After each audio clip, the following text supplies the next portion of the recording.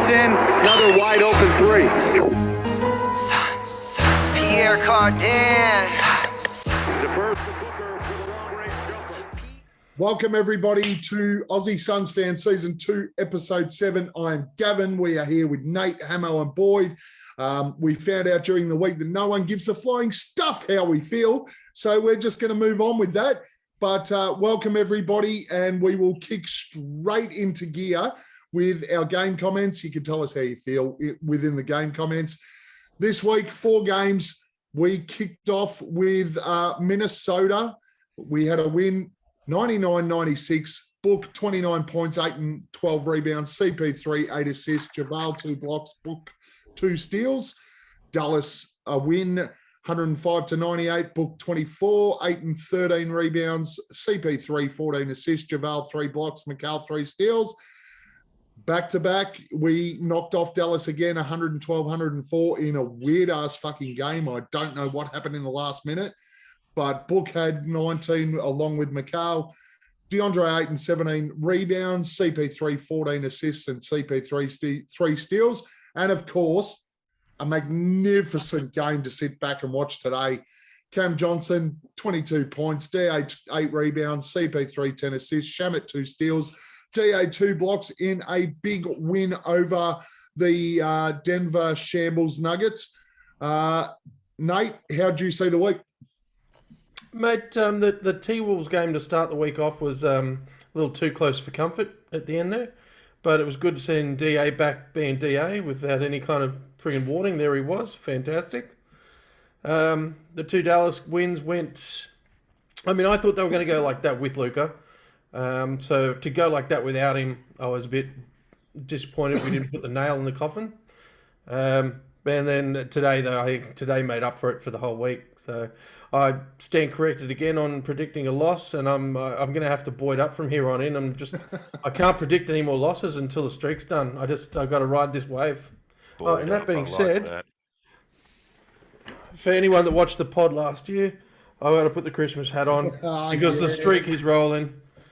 And I think Hamo's joined me there as well. So, and we're heading into the Christmas period, so perfect timing for the hat. Hamo, what were your thoughts on the week, mate? 12-0, man. 12-0. Like, it's incredible. Absolutely incredible. Like Nate said, he's got his Christmas hat going on. We got this one limited edition last year when we made the finals. Thank you very much, Jay. But yeah, no, it's incredible, man. Like if people thought it was a fluke last year or whatever, or the bubble was a fluke, take a look, recognize this is a team that is just kicking ass. Love it. Boyd, what were your thoughts on this week? Well, I was expecting Luka to play. I was expecting the Joker to play. We got really lucky. Now, I said on the previous pod that, we'd had a pretty easy run, and this was going to be the stretch that we could hang our hat on if we could come out of it unscathed. Now, we did come out of it unscathed, but by all means, we can't really hang our hat on this week's play, just because we played depleted teams that we honestly should have kicked their asses. So I'm not getting too excited. I think that let's hang our hat on next week's. I think, but look, really good to keep that. We're just playing like professionals, playing like a team that likes playing with each other, and it's really fun to watch. But some of these games got a bit closer than what they should have been, given the clientele that was out there. So, but yeah, all good, man. 12-0 streak. Let's go. Interesting week for mine. Again, I think 3 of the games, let's leave today's game aside, but 3 of the games we really didn't show up until the last quarter. But our last quarters, and we'll speak about it later, but what we did down the stretch was phenomenal. In all of those games, our big guys did stand up. Our best stood up in the clutch. Today, Jesus, 48 points in the first quarter. She was game over at quarter time, no matter how close the game got from there. But I think the important thing is, and I wrote this in the Phoenix Suns chat group today, just a reminder to everybody that the Phoenix Suns have now won 12 straight and have a record of 13-3 for this season. In 2018, 2019, so 3 seasons ago, our season win-loss record was 19-63, and we won our 12th game on February the 25th in that season. So well and truly after where we're at now, 3 months later than where we're at now. What was the answer to my question on that comment, Gav? I don't know. I don't read what you write, Hammer. You're a All right, dickhead. that's fair enough. You just like everyone else, I'll just sit over here and quietly go. What was your question, Hammer? Throw it out. No, I remember the game because it was such a big deal, but I was just struggling to remember if it was the coach, and I asked you if it was Watson or Gentry, but now thinking back, I think it might have been Igor. 18, 19, probably. I think it might have been Earl Watson for 18, 19, but I'm not 100% sure on that. I'd have to check it up. But I do remember watching the game because it was a massive deal when we won a game. Yeah, and look, it's just really, really great to watch our side go about its business right now because we're not out of the game at any stage. The Minnesota game, I agree with you, Nate, that was a tough game of basketball. Minnesota really took it at us. It was physical, it was hard, it was tough, and our guys stood up. And then we rolled into Dallas, and I know, as Boyd mentioned, no Luka, no Jokic today. Reality is, all you can do is beat who's out there in front of you. We all know, obviously, if you go back to Suns Twitter and you go back to Twitter as a whole, if Jamal Murray had played this season, the Suns wouldn't have won a game yet. But we're still rolling, and we're on a 12-game win streak now. Hey boys, just on today's game, we did not have to score a single point in that fourth quarter. We racked up 100 points. Where they scored 97. Yeah, we had 100 at the end of the third. Fucking come on, how good is that? Even there, it was interesting watching the last 3 minutes because I think Monty called a timeout with 3.5 minutes to go with the bench in. And I don't know whether any of the rest of you noticed because we were winning by that much. But did you see the hustle from the bench in that last 3 minutes? There was clear instruction from Monty at that timeout, do not let this mob score 100. Yeah. Nice. Like Campaign was getting fouls for full court press. And Hemo, your question about Igor, was that the 18-19 season? Yeah. All right, so let's just count back. What is it now? It's 21? Yeah, 21, 22. So we've had Monty this season. Last season would have been 19-20. Last season would have been 2021. We had Monty. All right, so we had So this is the second year with Monty. Yep. So the year before that was Igor. Is it second or third year with Monty? Second and a half. I'm pretty sure it's the third year with Monty because Monty took us to the bubble, which would have been. Isn't it so fantastic that our last coaches have all been so shit we don't know? No, I think he come in halfway through the season and took over from Igor. Well, once we got to like 13 losses. No, not in the bubble. In the season leading up to the bubble. No, we appointed. My head's hurting now. All right. Yeah. So I thought I was going to be able to sort it out. I can't. Moving on. It was off-season acquisition, stolen from the Lakers. Fuck the Lakers. Correct. Moving right along. All right, let's move in. Next section, MVP of the week. I've got 4 nominations here. Somebody can throw someone else in, but I think it was pretty clear. In saying that, I say it's pretty clear-cut 4 players, which for an MVP nomination over a week is pretty good going. I think you mentioned it last week. But Nate, I have Book, CP3, DeAndre Ayton, and Mikhail Bridges as our 4 nominations for MVP last week. Hamo, who do you think our MVP was? DeAndre Ayton, straight up. Just quick numbers versus the Wolves, 22-12-1. Versus Mavs game 1 was 19-13-2. Mavs game 2 was 8-17-2, and versus the Nuggets was 21-8-1. Boyd, Yeah, DA's got it for me too. Oof. all right, that one's Great short. explanation. I love it. He's taken a page out of my book. He's Look, trying to hey, trying to guys. look after your editing here, Nate. He's Yeah, just I gone, was, fuck I it, was. let's get it done. I was. However, what I will say is that, the other guys, Book's still the better player. So is CP3. But at the end of the day, Book's still inefficient as opposed to previous seasons. He's still playing where he needs to play, and he's coming in and he's doing what he needs to do when he needs to do it. And I really like that. But his shooting splits aren't what they could be. I don't think.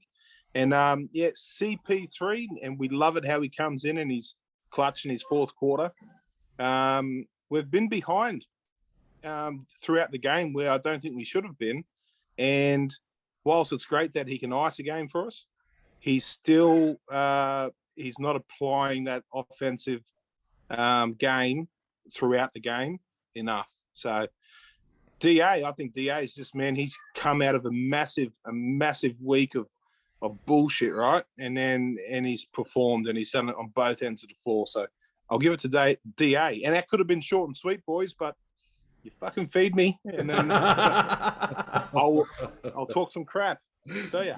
Love it. Come on, Nate, Nate. who's your call? What do you got? Mate, I'm going to go with something different. Last week I went with Frank the Tank based on emotional reasons. It was his week and I wanted to give him the shine. This week I want to give it to Mikhail Bridges. That 7-for-7 game, the perfect game. Did everyone see at the start of today's broadcast the interview he gave after the last Dallas game where he was talking about Book and CP3? They'd be putting it up. That's why I only got 7. And he's laughing because he went 7-for-7, but he said balls were in their hands. And Tom Chambers, it was afterwards going, these guys must think he's just the best teammate ever. So I think he knows his role. He steps up, does everything that's asked of him perfectly. And I just wanted to give my vote to him in his moment this week. Yeah, nice call. Nice. I had Mikhail right up there too. I thought he had a great season. I am going to agree with Hamo and Boyd though. I thought DeAndre Ayton's week was absolutely massive for a bloke coming off 5 games where he didn't Since play. he cut his hair too. Didn't play. 5 games he didn't play. He only had 8 in the second game against Dallas, but realistically, that was because the offense set just didn't need to feed DeAndre Ayton. But he had 17 rebounds. Honestly, today he could have had 40 if that game was close and we needed to keep feeding the ball inside. He was just phenomenal today. His rebounding's been great, and we'll get into our defensive player, but just to eye test alone, his defense in the last week has been absolutely brilliant. So I'm going with DA as well. So Aussie Suns fan podcast this week, DA is our MVP. And we will move straight into the defensive player of the week. I've got 3 nominations here. Again, more than happy for you guys to throw up somebody else. This week, I decided to piss the stats off because I think we've been going a lot of focus on who's had blocks, who's had steals, blah, blah, blah, blah, blah. This week, I went full eye test. And while I will admit that I missed the entire second quarter of today's game, I still think based over the 3 quarters, there was enough evidence here for these guys. But my defensive player of the week nominations this week are Mikhail Bridges, DeAndre Ayton, and Devin Booker. Boyd, who do you think? Bridges. Any reason why? Yeah, he's solid from start to stop. Now I can see why the other guys have nominations. Book is very patchy. He's much improved on last season, but still patchy. And DA was great.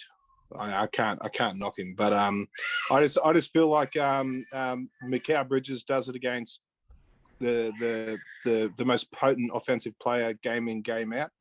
And he just does a fucking great job every single time. He's so solid, man. And I just realistically, he could almost be taking this award out every single week. But it's just Mikhail Bridges for sure. Fair call. Hamo, Bridges. why? Just can't argue with it, man. Definitely the best defensive player of the week. You know, possibly in the yearly conversation very early. I don't know. We'll have a look. But Bridges for me, man, he just plays with hustle. He's the first one back at the other end of the court, you know. Always bulldogging his man. You can't ask much more. Fair call. Nate? Well, mate, for the people listening at home, we don't actually know who Gav's going to nominate. He just throws these names at us at the last minute. So I was going to go for CP3 again, based on the same thing with the eye test. There was the fourth quarter against the Mavs on Saturday's game, and then there was the turning point in the third quarter of today's game that just sold me on his defensive effort for the week. But if he's not nominated, then I'll stick with the crew here and go Bridges, because it's Bridges' week. He's my MVP this week, so you may as can well stick with it. absolutely nominate CP3 if you want. As I said, I'm more than happy for people to nominate outside of who I throw up, because Nate's right. I don't give any warning. I just go, this is all I'm fucking saying, and people will follow the beat of my drum. But it's up to you, mate. If you want CP3, go for it and just give the justification. You know what? I'm going to relinquish my thought and be agreeable, because, like I said, he's my MVP this week. Give it to Bridges. Yeah, no, hard to argue. I thought I did throw Devin Booker in here for a particular reason, and that is that a lot of basically since he started playing, everybody has competing to James Harden, a pure scorer, someone who can't play defense, blah, blah, blah, blah, blah. I will say game 3, so the second game against the Mavs this week, defensively, he was horrible until he had a block and hit a 3 up the other end, which basically turned the momentum of the entire game. But my bigger focus was on what he did for the other 3 games. And even today, his defensive efforts today, a couple of times, Denver really tried to isolate Aaron Gordon on him. And I thought that Booker did a sensational job of being isolated on a bloke who is much bigger than he is.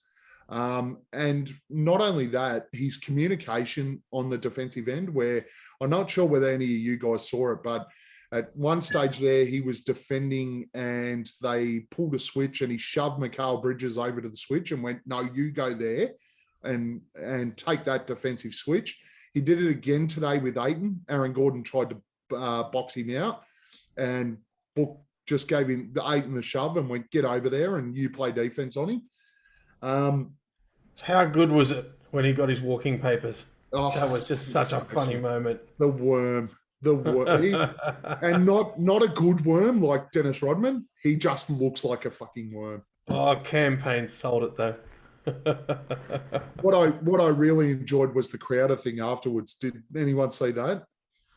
I missed that one. Somebody put a video on of when he got ejected, and Jay Crowder's just sitting there, and he, like the ref called the second one, and Crowder's down like this.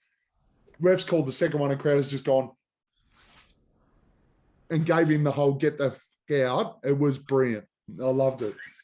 And for everyone that's not watching the visual, that was funny. So, but this week, Mikhail Bridges, I wanted to go a little bit further with this.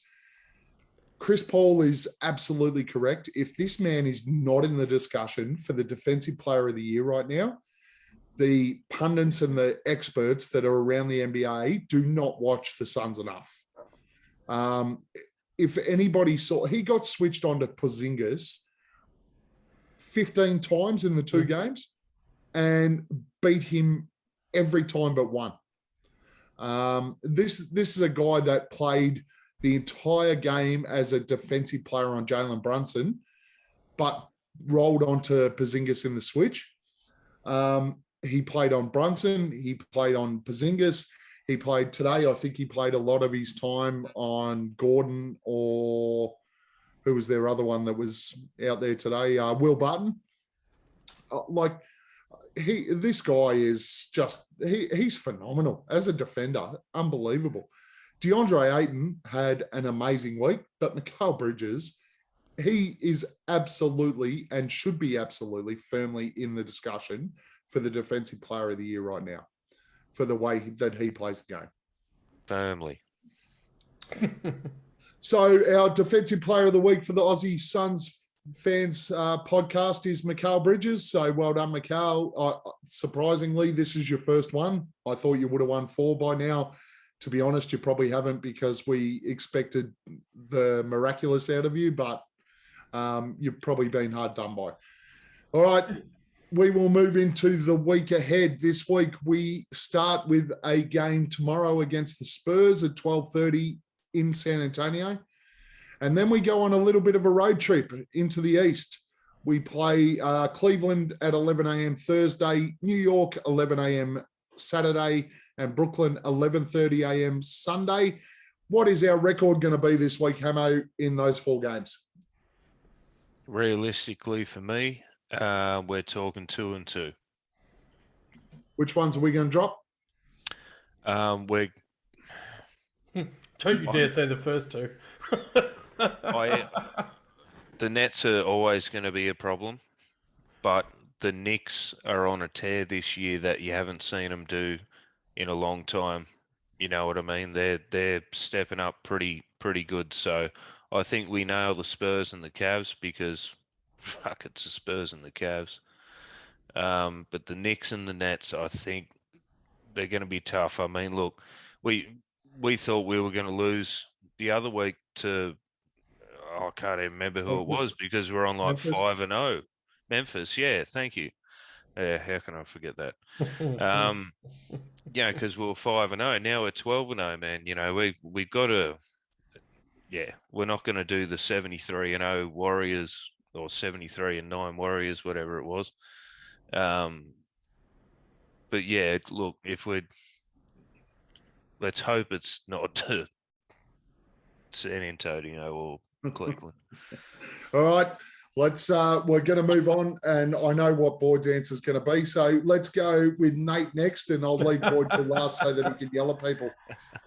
Mate, when I had my other hat on, I wanted to sort of agree with Hamo, and the reason I was thinking that is looking at these are all away games, so it's an away tear, and they're going to be away for Thanksgiving, so the Thanksgiving break they're away as well. I don't imagine they're going home between Cleveland and New York. And that puts the games back-to-back. The Knicks and Nets games are back-to-back. So for us, it's Saturday, Sunday. It's going to be... That's what I said, didn't I? Yeah, but it's going to be an incredible game of basketball for us, because weekend of basketball. Saturday, Sunday. And Sunday's on ESPN. All weekend. Exactly. Not that you would be anyway. And I've got the hat on, though. I told you I'm going to Boyd up, and I'm not going to predict the end of this streak, so I'm going to go for wins all through. But that's because I got this hat on. So fair call. You got the streak hat on. Boyd, can you yell at Hamo for me, please? Because Nate fucking pussied out. I knew that Hamo was going to pick his fucking boy. Fucking, what's his name again? That fucking Dream Reaper. Durant. Durant. Okay. So here's we're going 4-0, and the Knicks aren't going to. I can't fathom why you would think the Knicks are going to fucking hold a candle to the fucking Phoenix Suns, the reigning finalists. Hemo, before I continue, can you just tell me why you think, just a little bit of context around what the fucking hell the Knicks are going to do to fucking beat us? Is that and that's the first night of the back-to-back, right? Yeah. Okay. Cool. All right, so quickly, just give me a couple of bullet points, man. Yeah, How no. the fuck is The this going to happen? first thing. 3 that words, it's- Hamo. 3 words. That's it. All right, That's all you all get. right. Okay. Number 1, longevity. Number 2, With you, I'm Gav. coming off now. That's bullshit. Fucking longevity. you said one word. I didn't get to say longevity of the streak that we're on. Okay, Right. okay. Inevitable. 12, Sorry, 12 wins, not inevitable. 12 inches. There you go. Okay. I Inevitable. thought you were let's go. talking about longevity of the Knicks. What, they've been around since they were Yeah. fucking 12? That's No, awesome. Jesus Christ. No, Fuck. look, I just if a team's going to do it this week, it's going to start with the Knicks. If that doesn't happen, well, then I mean back to back. I always think if we're going to lose, this is a team we will lose to. Okay. Well, you're wrong, mate. Because we're gonna fucking we're not just gonna fucking beat the Knicks. We're gonna fucking we're gonna prey on their every single fucking weakness, man. So you got It's gonna Julius be their Randle. nightmare. Look, when I think Knicks, I think Julius Randle, and I think okay, he's okay, but we've got him covered, man. So Jay Crowder's the perfect body to put on Julius fucking Randle. I don't even know who's their center. Is it Noel or someone? Yeah, Nerlens hasn't You got played Mitch much. Robinson, the rookie Mitch as well. Robinson. Neither of them have Mitch played Robinson? much. I think they're both out injured. Yeah, no, okay, just no. And KD, they've had some really fucking bad losses this season. Some Yeah, fucking they really have. bad losses. Definitely. Okay, now and they have not seen a team that is as solid right across. We're fucking 10 deep. Like we can fucking try things. If someone's fucking Hold on. No. Oh, yeah, no, 10's fine. I thought, We've got a couple- I didn't want to couple of count. I didn't want to count Abdul Nader. That I wouldn't accept that. I would not But accept that. look, He's deep in Look, something, but it's not. they are they've got a lot of vets. They got Aldridge, which is he's a shadow of his former self. They've got Paul Millsap, a shadow of his former self. That was such a weird acquisition for me. Blake Griffin, again, he's a shadow of his former fucking self. All these guys are just going to get fucking eaten up, and KD's going to have too much on his plate, mate. We're going to serve him up, and we're going to fucking deliver him at his home fucking court. And Cavs aren't going to fucking do fuck all. They're I wasn't too worried young, about and the Cavs. And yeah, no, I'm just finishing off my rant. They're just I got the 60 seconds tonight. the Cavs are too young. They've got some really, really bright sparks there, and they've got some really. Is it Colin Sexton's out now as well? So Yeah, And so's Evan Mobley's Mobley. out at the moment. Yeah. yes, but just no 4-0. Thanks, No. fantasy. Just move on. We've wasted too much All right, time we're on this moving on. subject.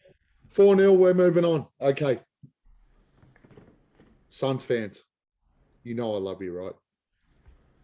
I apologize. I apologize to you, Boyd. And I will allow the rest of you to hammer the fuck out of me after this. But I touched on it last week. We're on a 12-game win streak. The fucking San Antonio Spurs beat us every fucking time.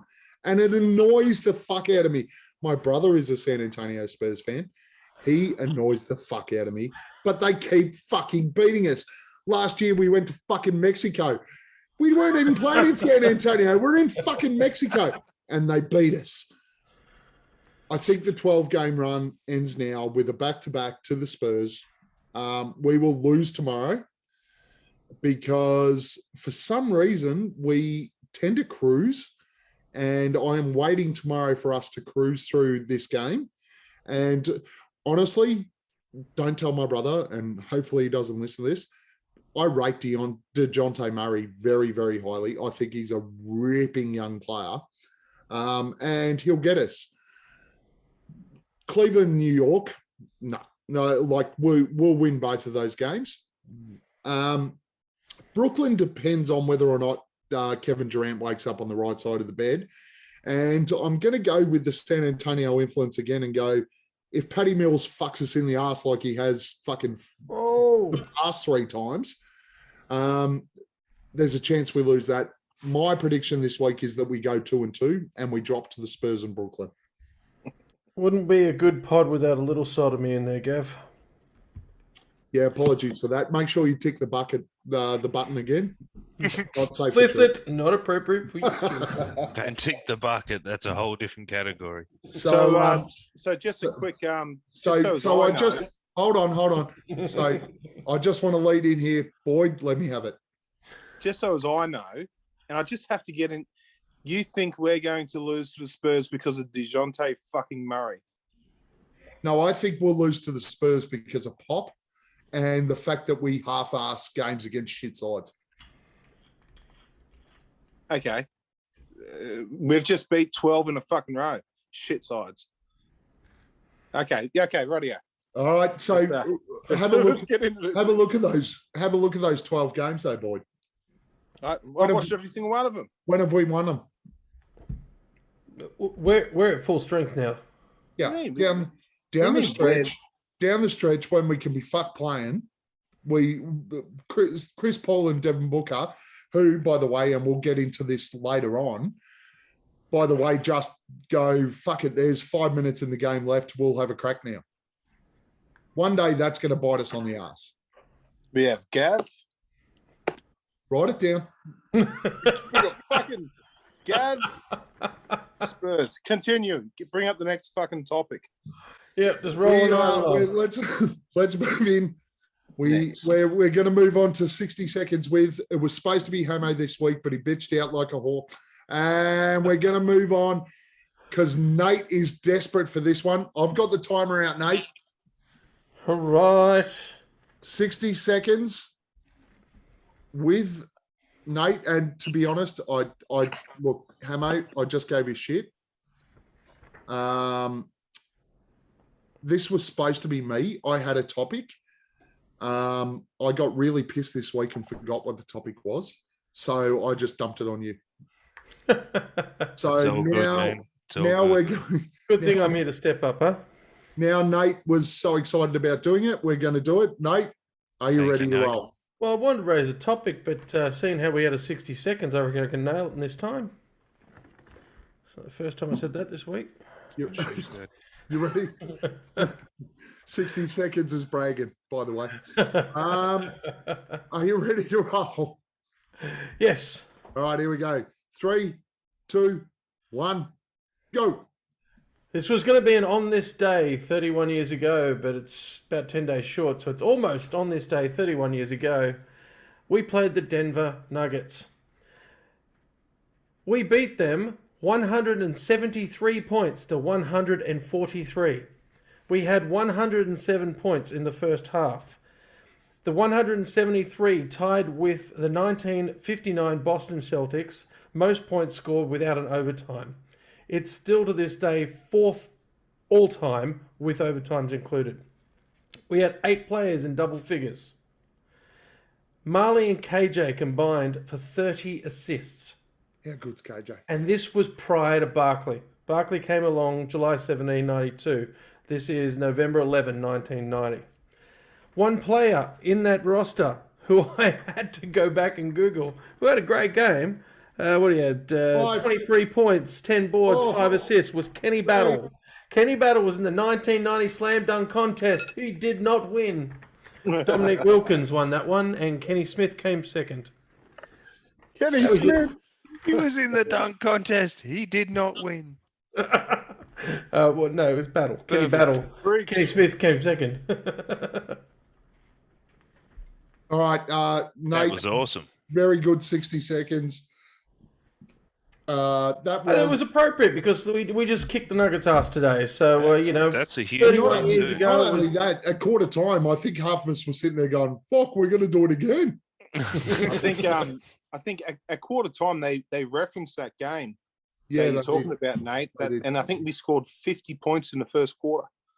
Two more than we 107 by halftime.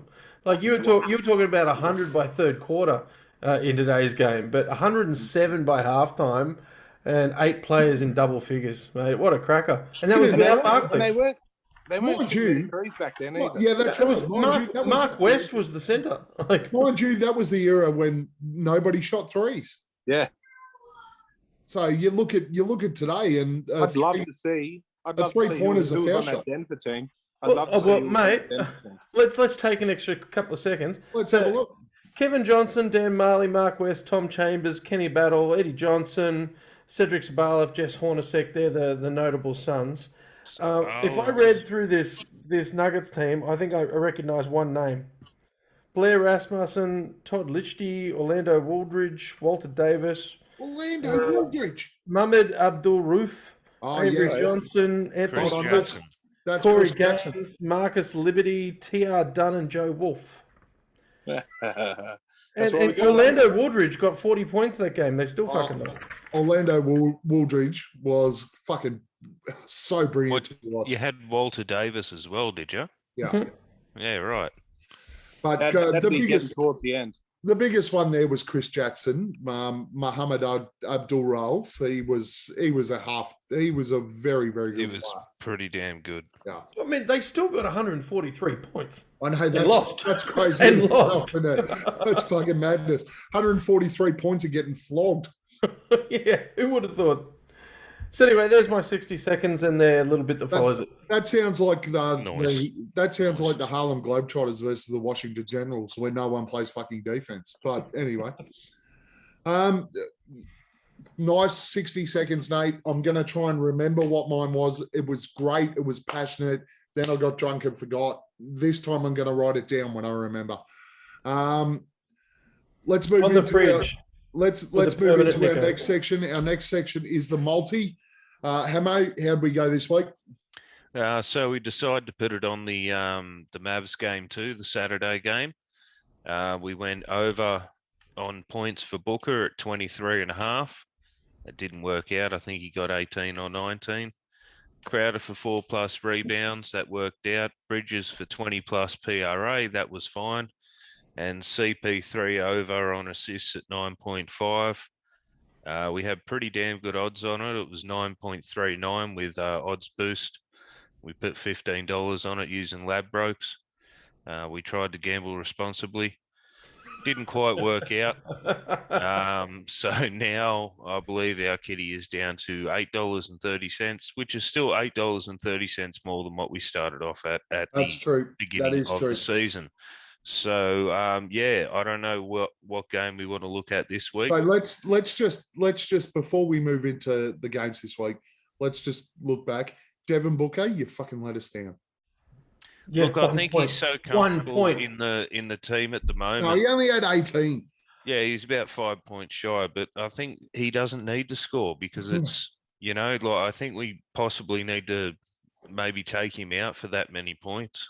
Mate, my Saturday multi, I needed him Touch for on 20 points. He hits 19. I was gutted. So gutted. All right, so we got the Spurs, Cleveland, New York, or Brooklyn. What You game got to take did the we ESPN game, don't you? which one's the ESPN game this week? New That's the York? Nets game. The Nets game's the the Nets. ESPN game. I was going to say one of the two weekend games because everybody's there and everybody's watching. So let's go with Brooklyn. We're not putting wins in, so that'll work. Everyone gets one league. We rolling with that again. Because while Devin Booker let us down, I also let us down because that was my league. I'd like to nominate something just to piss Boyd off. KD for 40 plus. Well, you, me, and Boyd can pick a Suns leg, and old Hamo up there has to pick a KD leg. Ooh. That's got to upset the apple cart, doesn't it? I like it. Yeah, I like come it. on. I like it. It's his money. Bad luck, mate. Bad luck. It's a 2-2 vote, which means the Godfather gets the casting vote. Hamo, you have to pick a KD league. Right, Boyd. Put it in the group. What's your leg? Give me Devin Booker for 6+ assists. I like it. I like it very muchly. All right, Nate, what do you got for us? Well, I'm not going to go too far out here. I just want 10 plus boards on DA. I think he's going to school the grandpas in Brooklyn. I don't think that's too far of a stretch. Hamo, Not really. you can pick whatever you want. Go on, Hamo. Well, I appreciate the offer to pick my man Durantula. Wasn't an offer. We voted. It was almost a demand, to be honest. But Yeah, look, I don't know. The Bridges PRA worked really well last week. I'll probably pinch that again and go 20 PRA on Bridges. How long did it take you, Gav, to teach him how to do it? no, not long. He picked it up. His problem was he sent me a message at 7:30 quarter to 8 in the morning and went, the options aren't there. And I went, no, they're usually not until like 2 hours before the game. Just Dude, come I'm and normally up at like 4:30. Give me a I break. do remember that text message. They're not up yet, bro. Come here, Jets, dude. 2 hours before the game, they'll be there. But no, he did it well. I am going to. Booker's fault, not mine. I am going to say Chris Paul, 15 plus points for the Brooklyn game. All right. Beautiful. All right, so we're going with the Nets, which is a Sunday game, I believe. Yep. You wanted what was 15 plus points. Mm-hmm. Yeah. So Brooklyn game. Only because Patty Mills can't defend, and Chris Paul is going to light it up until Javon Carter gets in there and tries to lock it down. We just got really upset that you shat on an Aussie. So, yeah, CP3, 15 plus points, Bridges, 20 plus PRA, 8 and 10 plus rebounds, Booker, 6 plus assists, and we're not doing a win or a margin because they tend to...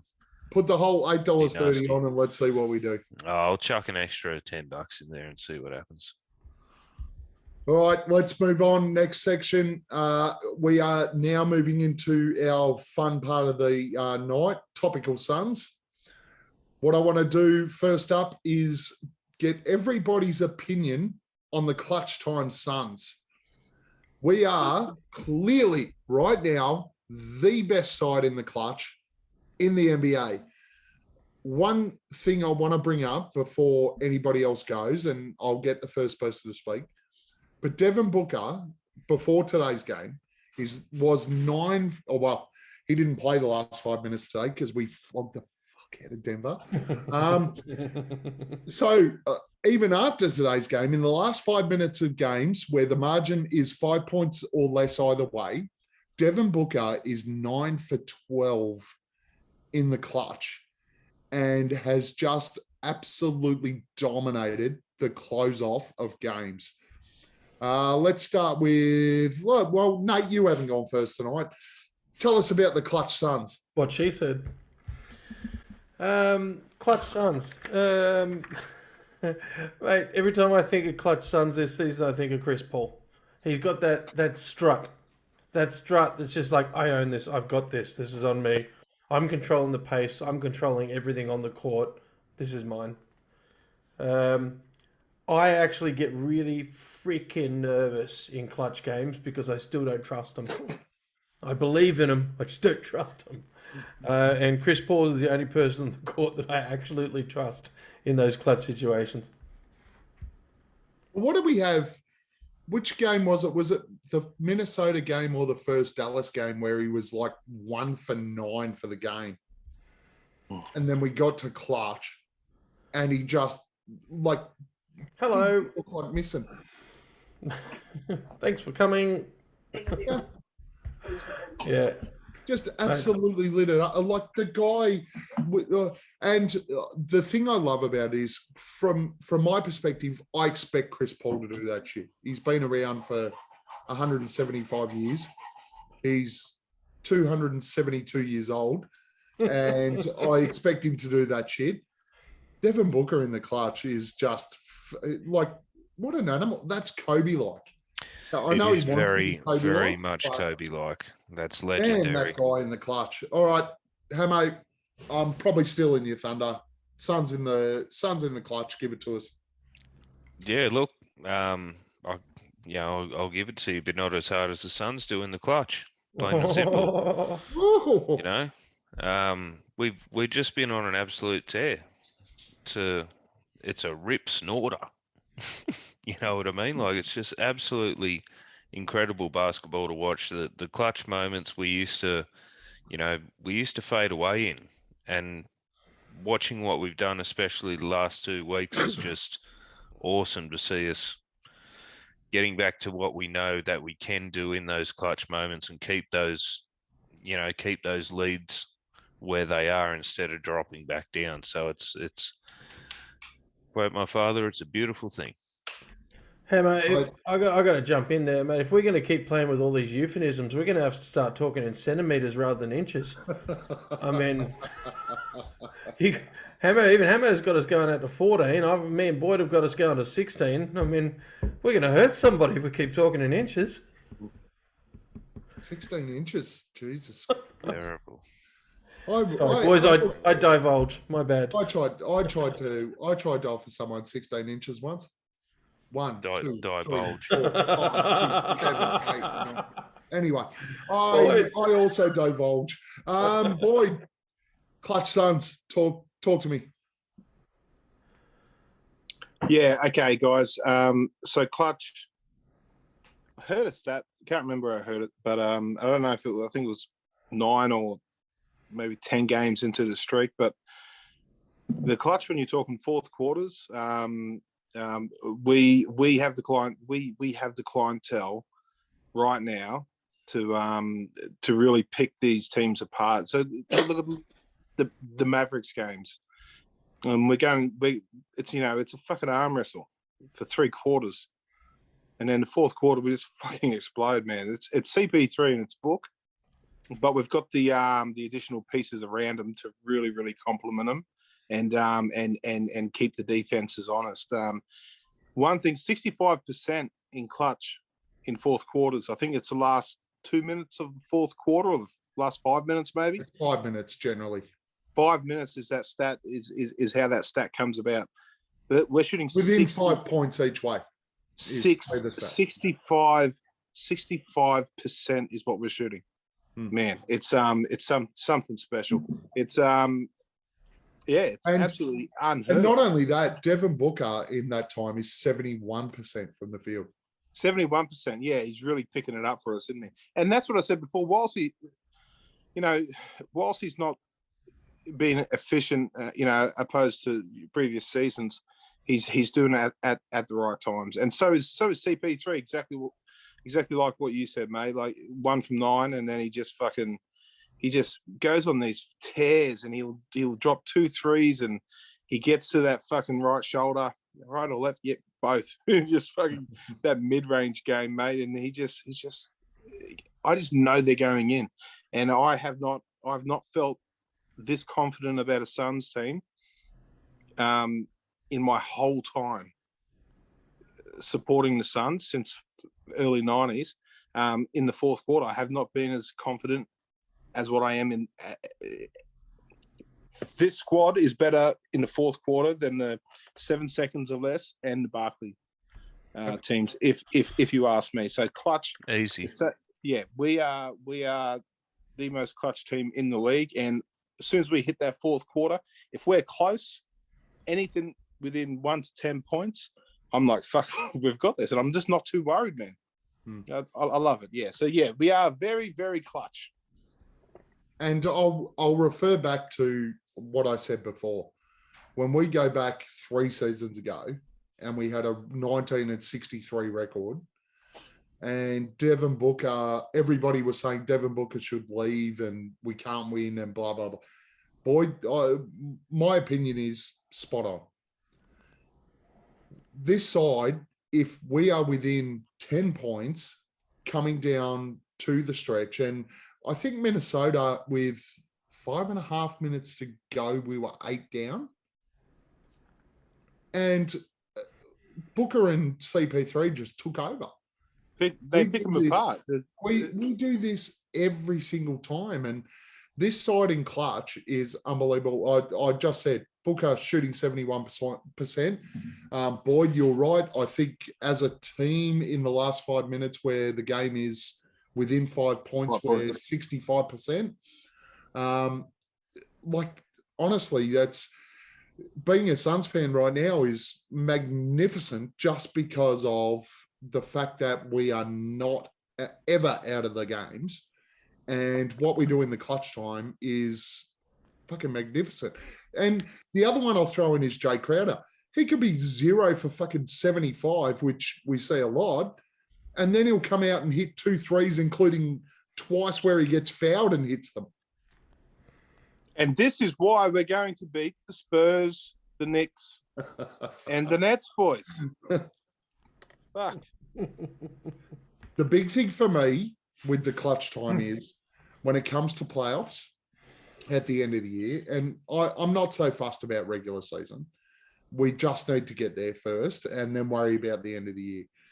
But if you can close in the clutch when it comes to playoff time, I don't care whether Jamal Murray's playing, Luka Doncic is playing, Jokic is playing. None of that shit matters. If you can close in the clutch in playoffs, you win games. And that is where our team is set up right now. And if we look at the Bucks series last year, we did not close in the clutch. Now, but this side right now is absolutely bred and made to close in the clutch. And once we fuck Abdul Nader off and put anyone else in, like maybe sub Gavin for a couple of minutes, I'd probably score better at the ring. Did anyone see my Twitter link today? No. The Isaiah Stewart thing where he was chasing LeBron James. Yeah. That's Abdul Nader trying to lay the ball up for the Phoenix Suns. I had that down for our Suns adjacent conversation. Hey, Gav, could you give me the honour of introducing this next segment? Because you've sent us the text message here with triggering the Nuggets with zero context. Yeah. And I'm kind of wondering if autocorrect jumped in there, because you sent this straight after the game. It didn't, and I actually forgot I sent it to you. I thought I was going to surprise you all. Was it meant to be triggering, or did your autocorrect think it was something else? No, it's meant to be triggering. Okay, all right. Boyd, you're on Twitter. You follow Twitter like I do. I'm not sure about you, Hamo and Nate. Oh, it's a cesspool. I stay off it. But to be honest, how triggered do Denver Nuggets fans get whenever we do anything in the last 2 years? One of the big things I read today was there was one Denver Nuggets fan who came on and went, yes, the Suns beat us again today, but if Jamal Murray wasn't playing and if Jamal Murray was playing and this was playing and Jokic was playing and all the, they just get so, since the Suns in 4 episode, Denver Nuggets fans are so triggered by the Phoenix Suns. Discuss. Good. I was at the club on Sunday.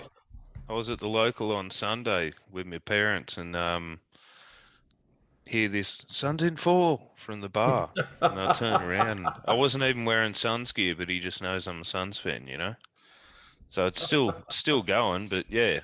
No, it's going to be a little bit of a love-hate thing between two teams for maybe a year or so. It's going to be good. There's a bit of a rivalry developing between us and Denver right now. We're due for a new rivalry, There is, but every fan base has cockhead supporters, right? Yeah. And you're on this podcast, so that's exactly. I am. But we brought the biggest Boston cockhead supporter on. I said I was going to stop. Sorry, boy. Jesus. So, guys, every fan base has them, and I fucking hate ours as well. There's a little bit of self-loathing going on. Hey, hold on. I see a psychiatrist. You tagged me in some shit today. Was that a Suns fan? What are you talking about?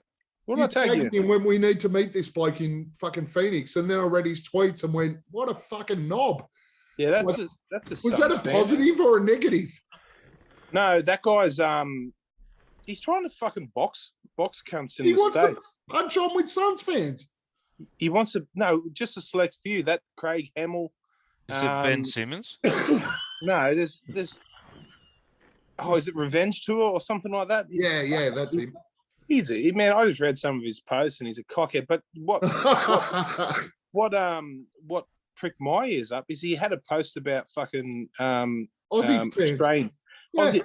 Aussie fans are the only ones who are willing to fucking clap back at him, and all the guys in Arizona are scared of him or something. I saw one of the videos, man.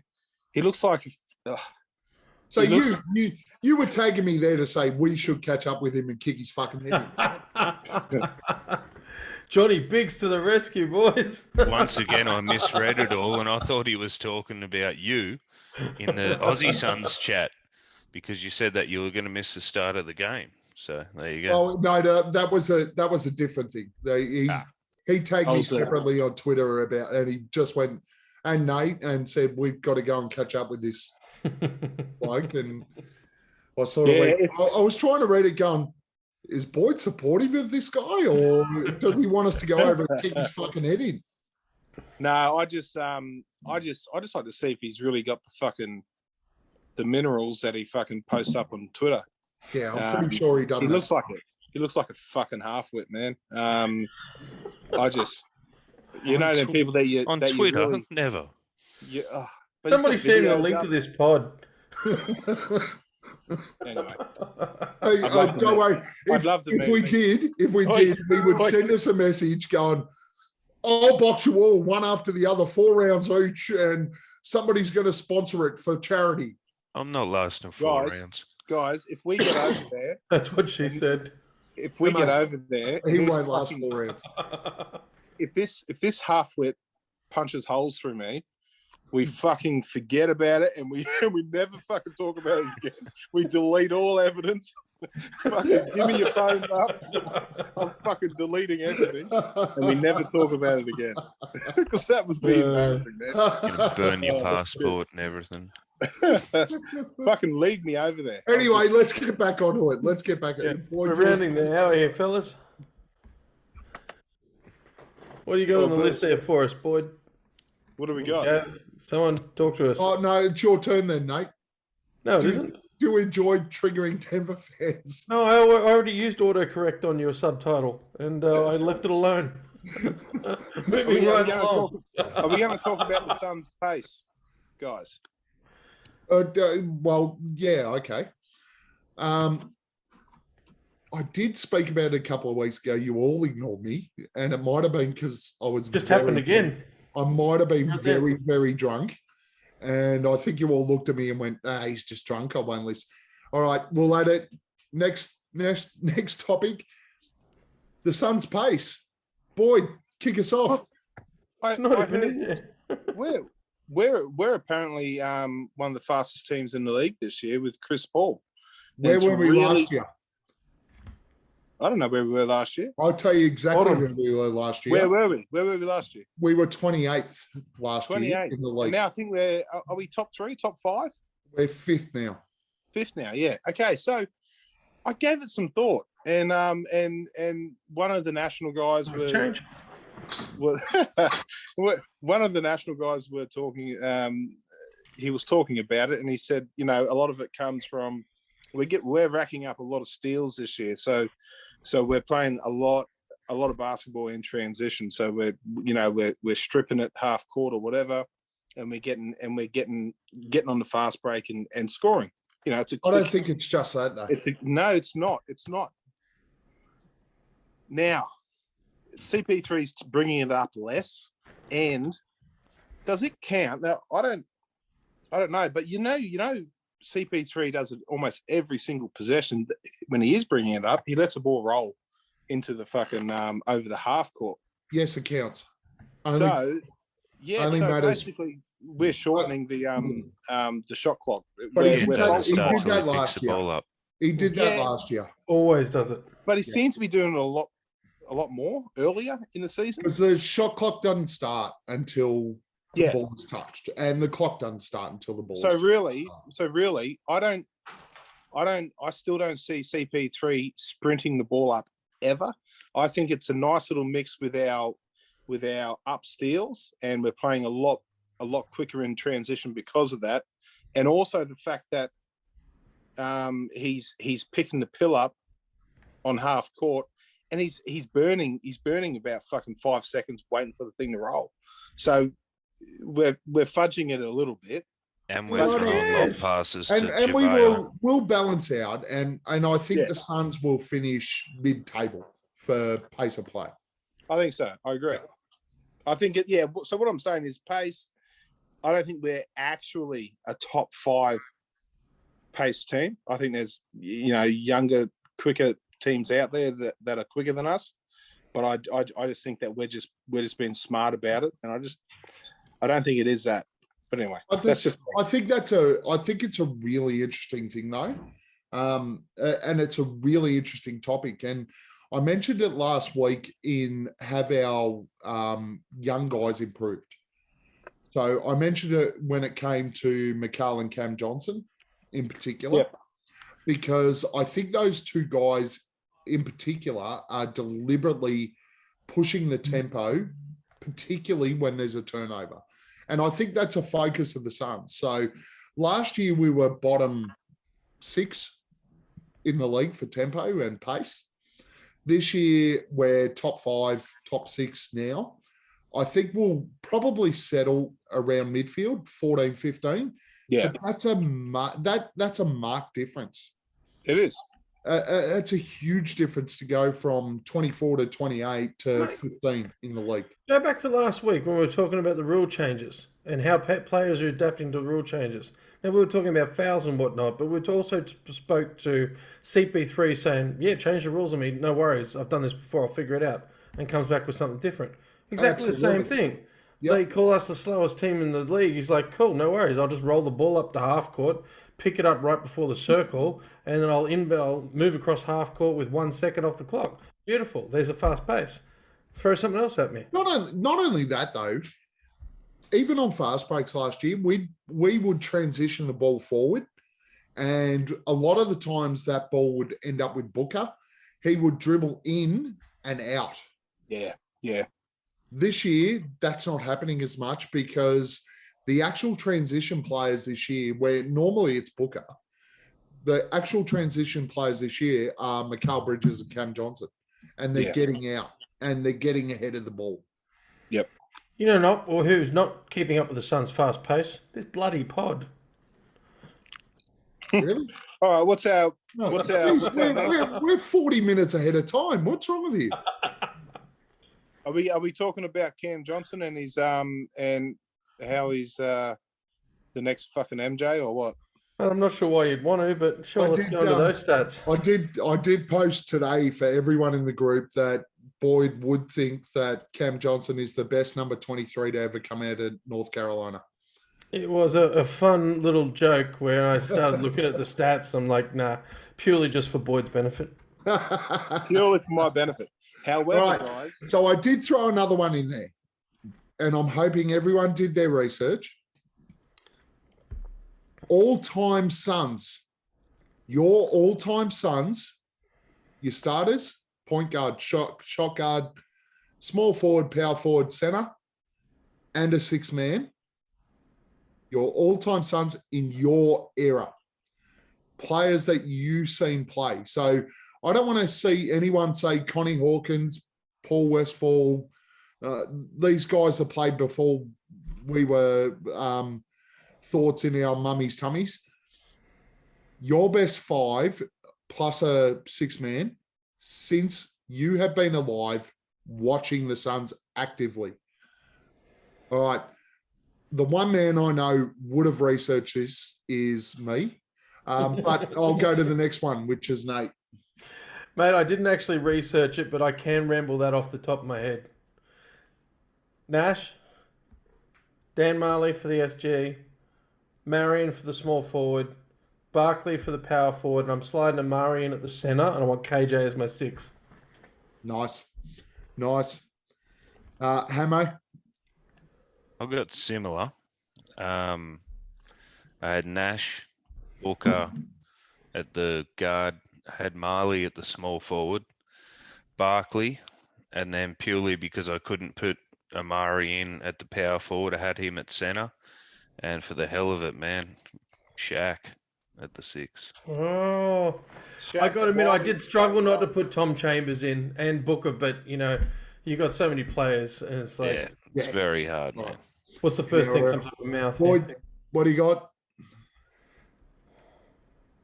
So hang on, do they have to be in the form that they were Here's it. playing? Stop thinking. You Here's a don't. man- Why did you here's a- start here's a thinking all of man- a sudden? Here's a man who did not research this. Boyd, In their prime form, in their the best Well, you've the- seen in their positions for the for okay. the Suns. Okay. I'm going to go with Nash. I'm going to go with Book. I'm going to go with. No, I'm going to go with Joe Johnson. Ooh. I'm going to go with the round mound of rebound. And I'm going to, go with Stat. 6. Yeah, who's your sixth Oh, man? 6. Who's your sixth man? Oh, 6-man, Marion. There you go. That was worth waiting for, actually. It was actually. Took a fucking while to get there, but we got there and it was worth it. So All right. Mine is, and I apologize. My favorite player of all time, you're about to miss out. My point guard is Chris Paul. My shooting guard is Devin Booker. My small forward is Dan Marley. My power forward is Charles Barkley. And my center is Stat. And just because he is my favorite player of all time, I'm going to throw my sixth man in as Kevin Johnson. Guys, we can't lose either of these teams. Yeah. We were all pretty similar there, eh? That's They're all really good. That's pretty cool. fellas, I got to jump in there and just a bit of fair due to a good Hamo here. Hamo has duties he has to run to. I seem to be the only one that noticed. So. All good, Hamo. And We cannot hear you. he's already muted himself. He's halfway out the door. Back to you, Gav. Sorry. If we can pull it up in the next 5 to 10. it's Yeah, all good. we're pretty much done. That was the last topic for Topical Suns anyway. Yep. I did have another topic Thank you, in there, though, but I Nate. won't do it. Other observations, obviously big week this week, but any other observations that have come out of this week that I might have missed? Boyd, No, you got it all, man. We're good. Hamo? Yeah, just quickly, I shared it on the page today. I really don't understand it. Apparently, our mascot Gorilla got voted the most load of annoying shit and that was. obnoxious mascot in the NBA. Right about the same Good. time that my little special edition pop vinyl showed up. But yeah, no, What a load of that's shit. The gorilla is fucking awesome. he's awesome, man. He is obnoxious, and that's what you want your mascot to be, isn't it? Yeah. I don't know. I always want to punch that That's- one from the Bucks in that's the done. head, but you never know where the head actually is, so it's a bit hard. But yeah, no, that's all I had to notice from this week, other than the usual. Nate, Suns adjacent. Today's game. LeBron and the oh, Trubisky. yes. Like, Let's come talk on. about it.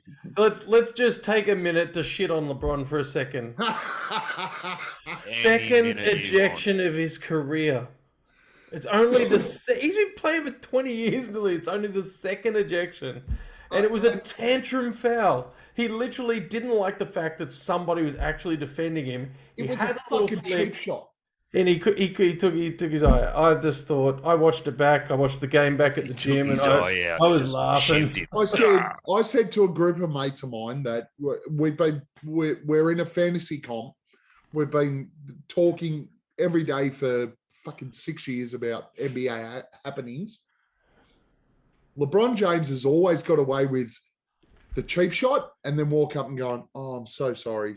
Yeah. I'm really sorry about that." And Isaiah Stewart went, "You know what? Fuck you. Exactly. You know, I don't care about your apology. I'm going to kick your ass." And the shit hit the fan. But he didn't. He fucking didn't. He didn't kick anyone's ass. He tried tried. to. He broke 75 tackles, this bloke, to try and get to him. When He he gets weighed booted tight. from the Pistons, he'll be playing for the Cowboys. He fucking waited for 75 people to get in front of him. If you're going to sort the shit out, do it right there when you're at fucking. Well, It was a moment where he 75. realised how much he was bleeding. I do agree, though, Boyd. I honestly think LeBron went up and did these ones and went, I'm so sorry. They came together. And Isaiah Stewart turned around and went, guys, Isaiah Stewart turned around and went, no, that was weak as piss. And then LeBron mouthed off, and everybody was already in the way. I reckon Bron said something that fucking absolutely triggered him. No doubt. No doubt. He's part of the banana boat crew. They don't know how to piss everyone off. Yeah. The reason I brought it up was when I was listening to the broadcast back, I heard the Detroit Pistons announcer when LeBron got ejected, and the crowd went freaking nuts. And you could actually make out what he was screaming at the crowd. Oh, Do not throw any objects. Stay in your seats. he was shitting himself for another Malice in the Palace. He absolutely was. Literally screaming, do not throw any objects. Stay in your seats. The minute LeBron got ejected. So I just wanted to have a laugh about that with you fellas. That's it. That's all I got. That's brilliant. No, fair point. It was entertaining. A good And the whiplash of the Marcus Morris. You hear he's out for 10 games or something with whiplash. Yeah. After what Jokic did to him. It's like, man, fuck off. what a bitch. Well, how many times did Chris Paul get stabbed in the face and he came back and won a title? Yeah. Chris Paul's never won a title, mate. No, not Chris Paul. Sorry, Paul Pierce. Yeah, thank you. You know what I meant. The Boston trying to claim Paul Pierce against Marcus Morris, they're like two of the biggest bitches to have ever played in the NBA. Paul Pierce is a bitch. I don't care how many times he got stabbed. I'm kind of putting Jalen Rose up there recently. Jalen, unfortunately, Jalen left the country. Didn't he? And can't even make his own statements anymore. He's just unable to comment. Robert Sava called him the N-word. Oh no, I'm leaving the country. Any updates on that, boys? Boyd, No. Yes, Boyd, I'd like to apologise. I was wrong. I thought that He's a fucking. I don't think I've been wrong. I went a big conspiracy. And went, why the fuck isn't he playing for a corky? And last week you brought it up, and I said we'll do it in Topical Sons, and I didn't let you go through it. I thought that, maybe a bruised leg shouldn't keep you out that long. And then he's come back and he's our the next game. The next game He he's did back. that haircut, man. And he was sitting on the sideline even before that, which apparently he went missing. But no, he's for 2 games he did. He did go missing for 2 games. Yeah, if you know what we didn't bring up last week? Hey? You know what we didn't bring up last week? And I thought about it the minute we got off and I was editing, I thought, shit, we didn't bring up that guy that we pissed off. Remember the yank that messaged you that we pissed off?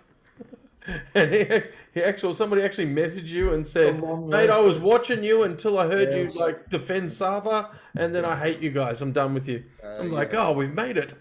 Yeah. We did get we got some hate on Twitter. So apologies to you, because we do have Sava fans on the pod. Apologies to no one. I did respond and say, hey, let me tell you that in that pod I did say that Sava was a piece of fucking shit, and the others did support him. But you know what? Opinions, everybody's got them. Pull your fucking head in. Like, if you don't want to listen, don't listen. Is it Sunderous Sons or Dunks or? Oh, I don't fucking know. Apparently you're blocked. Am I? You sent me a message and went, I can't read his shit. Yeah. That's right. Yeah, so I didn't want to jump on the fucking the bandwagon with the pitchforks and burn the fucking city down. So why not? Yeah, I'm the worst in the world. Why not? Apparently. Why wouldn't you do that? Because there's no hard evidence yet. All right, just as Gav Anyways. cracks a fresh six-pack. Shall we? Shall we? No, I'm That's only not- in the same one. That's I'm good. All right. All right, what do we got, boys? I think we're done, fellas. We're done. To wrap up. Thank you again for joining us. Nobody else mentioned it, but follow, like, do all the fun shit that everyone should do. Honestly, we jump on, have a bit of fun every Monday night. We hope you jump on, listen, enjoy what we do. Don't take anything we say seriously, especially if you're American. That's why we do this. We like to have fun as Australians. That's what we do. Enjoy it. Guys, we'll be back next Monday after another 4-game run. And if we're 2-2, I'm going to fucking attack Boyd. If we're not 2-2, Boyd's going to attack me. We're going to have fun. That's what we do. Thank you very much. And we will see you next week. And Nate. Say hi to your mum for me. I love it. Followed by at least one Kevin Durant burner account. Aussie Suns fans.